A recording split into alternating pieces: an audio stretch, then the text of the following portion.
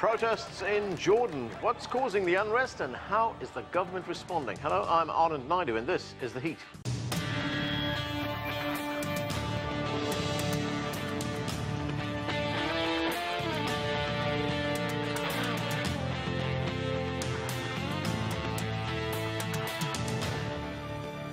Protesters took to the streets in Jordan again on Wednesday over tax reforms and price increases. The protests over the past week have been the largest in Jordan for years. Demonstrators say the cost of living is too high and they want the government to scrap a controversial income tax reform bill. King Abdullah II has already appointed a new prime minister and has asked him to form a new government. The king is also asking for a full review of Jordan's tax system. CGTN Stephanie Freid joins us now from Amman in Jordan. And Stephanie, what's the latest so far and how has the government been responding? Well, Anand, we were at the protest today, and within a few hours after the Ramadan fast is over, people have their meals. At around midnight, they're going to head right back out to the streets. What's happening is that people are saying that's all well and good. The King Abdullah has said, yes, a new prime minister has been appointed who will appoint a new government. But what people want to see is new blood.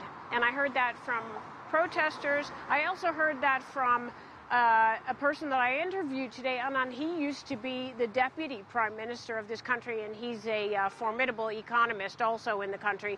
And he basically talked about the fact that the country needs new blood.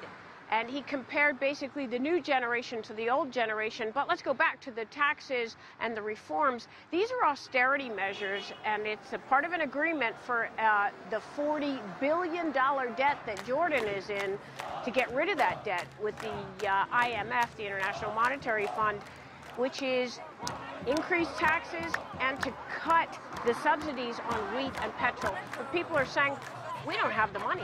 We just don't have it. Our wallets are already thin. Let's take a listen. Hear what some of the protesters have been saying this week. The citizens now have no power. They're searching for their children's daily food. Women starting to look in garbage containers to get their kids' food.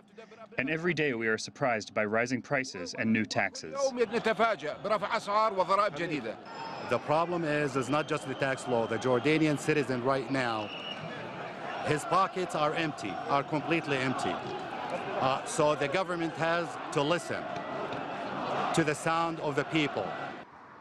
And the thing is, it's beyond just increasing taxes or cutting subsidies on. This is about a country that's already stretched to the limits, that has been helped out by surrounding countries, including Gulf states like Saudi Arabia, for years and years. And the sense is now they're being left alone, left on their own, and they just don't have the wherewithal. So back to the former deputy prime minister who I spoke with today, what he says is this is a case of the dinosaurs versus the digitaries or the digital age, younger people, and the young people also at the protest that we talked to today. They said same, that new ideas, new jobs need to be created. It's too much too soon. These tax reforms or the tax increase as well as the cuts in terms of the subsidies, and they just can't handle it. So they're looking for new ideas. Right now, they feel that the idea of switching the government over, that's just not new or fresh enough. Anand? Thanks, Stephanie. That's CGTN Stephanie Freid reporting from Amman in Jordan.